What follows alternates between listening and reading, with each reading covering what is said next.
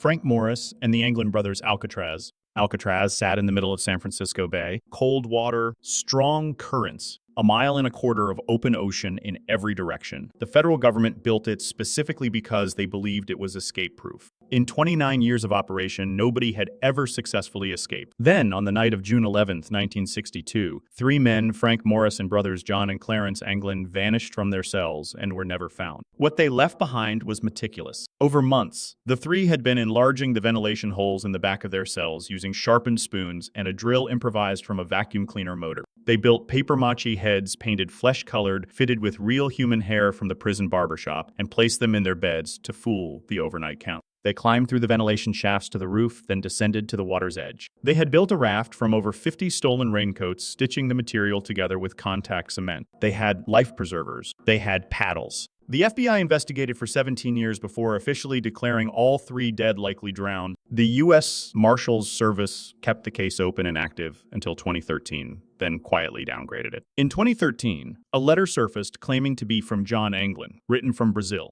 It offered information about the two brothers' health in exchange for medical treatment and a reduced sentence. Handwriting analysis was inconclusive. The letter was never verified. In 2014, a team of Dutch researchers used ocean current modeling to determine that if the men had launched within a specific 2-hour window on the night of the escape, they could have reached the marine headlands alive. Nobody has ever proven they drowned. Nobody has ever proven they survived. The cells are still empty.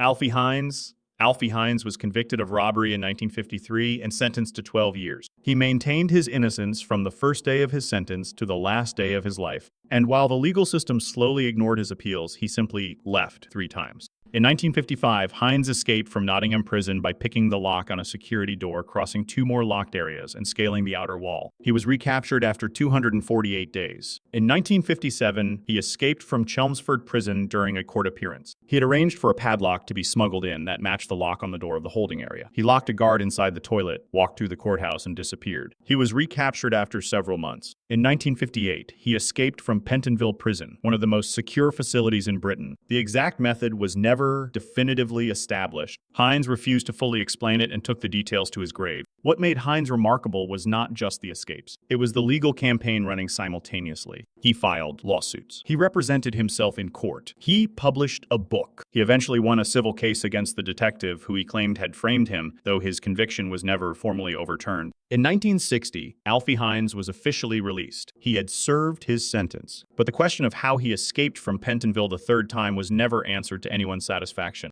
Choi Gap-bok. On September 16, 2012, a 50-year-old man named Choi Gap-bok was placed in a detention cell in Daegu, South Korea. He was suspected of theft. The cell had a food slot at the bottom of the door, a small rectangular opening designed to pass meal trays through. It measured approximately 15 centimeters high and 45 centimeters wide. Sometime in the early hours of the morning, Choi applied body lotion taken from his toiletry kit to his body. Then he squeezed through the food slot. The entire process reportedly took him around 34 seconds. Choi was a trained yoga practitioner. He had spent years developing extreme flexibility. The guards on duty did not notice until a routine check hours later. He was recaptured 6 days later in a nearby town. When police asked him how he had done it, he demonstrated calmly and without apparent difficulty how the human body can compress itself when the joints are trained correctly over years. The detention facility installed new door slots afterward. The old ones were replaced across multiple facilities nationwide. Choi Gap-bok is the only person in recorded South Korean prison history to escape through a food slot. The escape itself is documented, confirmed, and completely real. What remains unexplained is not the method, but how nobody noticed for hours, while a man slowly squeezed through a door in a monitored facility.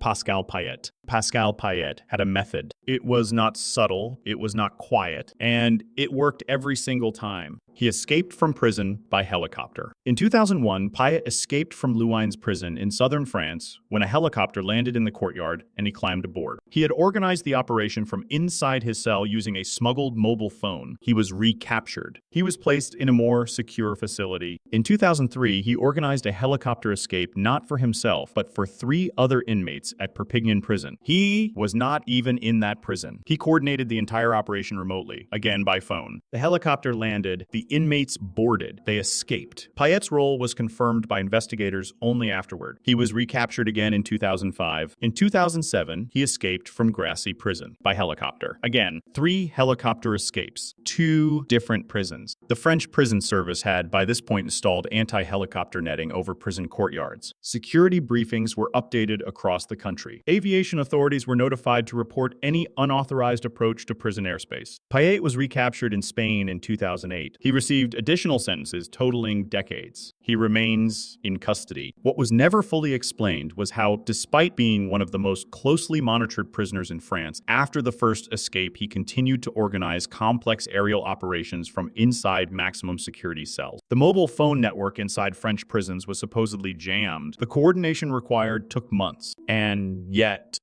John Dillinger was the most wanted man in America. He'd been captured after a nationwide manhunt and placed in what the local sheriff called the most escape-proof jail in the country. Reporters were brought in to photograph the facility. The sheriff gave interviews about its security. Guards were posted at every exit. On the morning of March 3rd, 1934, Dillinger walked out. The official explanation, which Dillinger himself promoted, was that he had carved a fake gun from a wooden washboard, blackened it with shoe polish, and used it to bluff his way past the guards. He then stole the sheriff's own car and drove to Chicago. The wooden gun story became legend. It was repeated in every newspaper in the country. Dillinger apparently enjoyed the humiliation it implied for the prison authorities, but investigators who examined the case more carefully noted several problems with the wooden gun theory. The guards he passed were not all in positions where a visual bluff would have worked. Several doors required keys that he somehow obtained. Real gun, possibly smuggled in by his lawyer, was a theory that emerged and was never fully dismissed. Dillinger was killed by FBI agents outside a Chicago movie theater 4 months later. He never fully explained the Crown Point escape, and the wooden gun itself was never definitively authenticated. The real method, wooden toy or smuggled weapon, has never been conclusively established. The jail was demolished.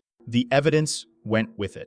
The Maze prison escape. On September 25, 1983, 38 IRA prisoners walked out of the Maze prison in Northern Ireland. It remains the largest prison escape in British history. The Maze, also called Long Kesh, was considered one of the most secure prisons in Europe. Watchtowers, armed guards, multiple security perimeters. It had been specifically designed and upgraded to hold paramilitary prisoners. The escape had been planned for years from the inside. Prisoners had studied guard routines, identified weaknesses in patrol patterns, obtained weapons including 6 real firearms smuggled inside, and coordinated timing across multiple cell blocks simultaneously. On the day of the escape, prisoners seized control of their cell block by overpowering guards. A lorry carrying food supplies was hijacked inside the prison. Prisoners dressed in guard uniforms and used the lorry as cover to move toward the gate. When the operation was partially detected, a mass rush was made for the perimeter. 38 men made it out. 19 were recaptured almost immediately. 19 others escaped into the wider community and were sheltered by IRA networks. The British government launched an immediate inquiry. The report, the Hennessy Report, identified catastrophic failures at every level of prison security. But several specific questions were never answered. How were 6 firearms smuggled into one of the most searched facilities in Europe? How long had the escape been in planning without detection? And how had guard uniform replicas been constructed inside the prison without anyone noticing? Some of the 19 who initially escaped were never recaptured. Several are believed to have left for the United States and the Republic of Ireland under assumed identities. Their current whereabouts remain officially unknown,